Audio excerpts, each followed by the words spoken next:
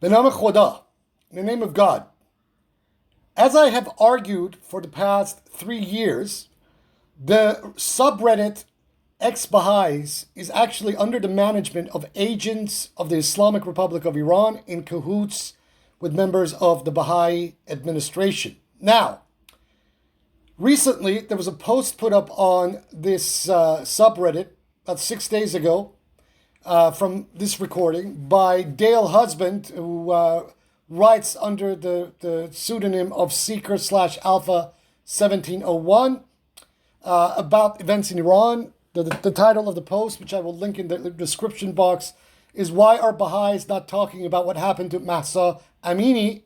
Look at this." Right? Now, after this was posted, immediately one of the main moderators of this ex-Baha'i subreddit, going under the alias of Investigator 919, this is an individual that I have had run-ins with before. About a year and a half or so ago, I had a back and forth under another account of mine with this individual where I was getting him to try to denounce the system of the Velayat al-Faqih, the guardianship of the jurisprudent, and this guy was basically playing word games with the notion of the Velayat al-Faqih, or the guardianship of the jurisprudence. Now, after this was posted, you will see this post, Investigator 919 comes and says about Mahsa Amini, quote, "She wasn't beaten to death. That was the lie that triggered the protests," unquote. You can read the rest of this post and what he says, and actually I will analyze some of his talking points. But let me stop here and say that this position is the official government position of the Islamic Republic of Iran. The fact that she was in fact beaten to death has been verified by both the doctors that examined Mahsa Amini, as well as her parents, as well as the eyewitnesses who were there at the time that Mahsa Amini was arrested on September 13th and subsequently. So this line this individual is pushing is actually an official government line of the Islamic Republic of Iran. This person can deny the fact, as they have been accused on this thread, of being a agent of the IRI, but when they are pushing overt Iranian government narratives about the death of Mahsa Amini, there is nothing else to conclude but the fact that this individual is in fact an agent of the Islamic Republic of Iran. When they are called on the floor by someone else, a guy with the alias of Jason Sapp, ex-Baha'i Gnostic, "Are you an IRA agent?" to Mr. Investigator 919. "You sound like one." The retort is, "What gave it away? Just because I tried to investigate everything instead of accepting at face value, I am an agent of the IRI," unquote. Now, the face value narratives about the death of Mahsa Amini are the ones that are actually being pushed by the Islamic Republic of Iran. There are countless sources who have verified the narrative that Mahsa Amini was in fact, arrested, beaten, and murdered by the morality police, the Gasht-e Irshad of the Islamic Republic of Iran. And when this individual, one of the moderators of this ex-Baha'i subreddit, comes and starts to push this government line, no matter what denials they offer, the fact is that this individual is in fact an agent of the Islamic Republic of Iran. It doesn't matter whether they're in an official or a non-official position. The Basijis, these militias of the Islamic Republic of Iran, internal militias, are in fact, most of them are not on any government payroll usually.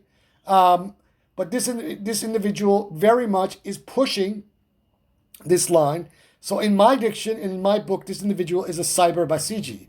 He's a cyber agent of the Islamic Republic of Iran because he is pushing the narrative. Now let me read what this jackass has actually written, Investigator 919. He says, "She wasn't beaten to death. This was the lie that triggered the protest.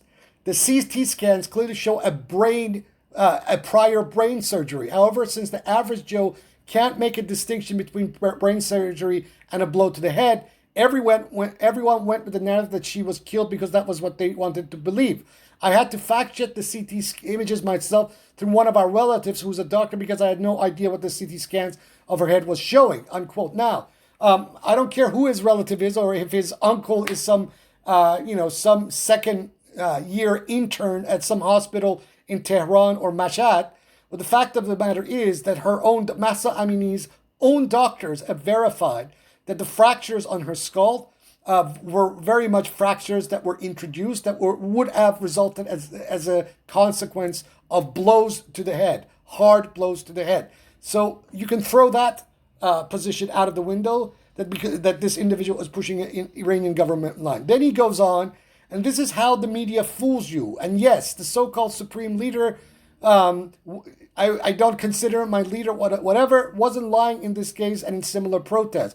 On the one hand, he's talking through two sides of his mouth. He's saying he's not his leader, but he wasn't lying in this case and similar protests. Is Mr. Investigator 1919 a medical specialist? Obviously not.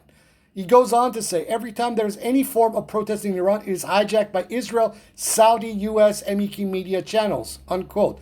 This is verbatim, word for word, the exact position of Ayatollah Ali Khamenei, the supreme leader of Iran, as articulated in one of his last speeches when he came out after 16 days to address what was going on. So, again, this individual is talking through two sides of his mouth. He goes on to say, I was surfing Twitter for the past 2 weeks, and there were so many lies being propagated by their media channels and being retweeted and established as fact that it made me sick. Okay, and then he lists a couple of examples, unquote. Then he goes on to say, the whole goal is called regime change. And at the end of the day, no one cares for Mahsa Amini or any other woman in Iran. If they did, we wouldn't have to be sanctioned by Western governments to the dark ages. Just a few days ago, nearly 30 Shia women were killed by a suicide bomber in Afghanistan. No one batted an eye, unquote. In fact, it was Iranians who were on the streets, and it was even, controversial figures like Masih Ali-Nejad, who were not only batting an eye for what happened to these three Hazara Shia women in Afghanistan who were blown up by a suicide bomber in Afghanistan, but they actually provided the platform on the Voice of America and other platforms, whether the BBC or Iran International, to these Afghan Hazara women. What has the Islamic Republic of Iran done in the case of the 30 Shia women that were massacred by these suicide bombers in Afghanistan? Nothing.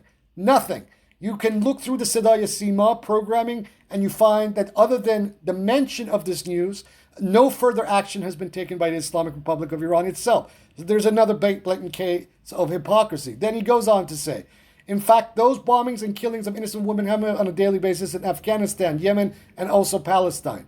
But no one cares. No one gives a shit. What made Mahsa Amini different? What makes Iran so special? Regime change in Iran, toppling a government that opposes the West and refuses to bow to it, unquote. I would argue that much of these are completely vacuous talking points. The fact of the matter is that the Islamic Republic of Iran, in my opinion, in my geopolitical analysis, has been a gift that has been incessantly giving to the West since 1979. There's loads of scholarship on this. One of the books I would probably recommend people go and read is The Oil Kings by Andrew Scott Cooper, where he lays out a very cogent and analytical argument in the space of about 600-700 pages of this book, showing how the Islamic Revolution and the coming of Khomeini and political Islam to Iran was one of the best things that happened to the West.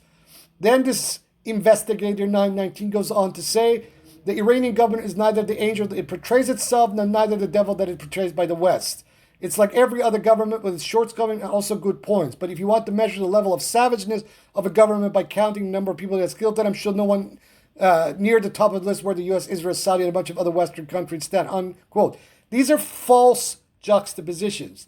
I, for one, do not absolve either the United States government or the Israelis or the Saudis from their own human rights violations.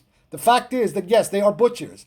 But this fact does not change that the military forces and the police forces, the Basij militia, etc. in Iran, have perpetrated unspeakable crimes on the Iranian people since this protest movement, which is actually a revolution, broke out all over Iran. The fact that and these are reports that are being filmed that are showing these Basij militias, right?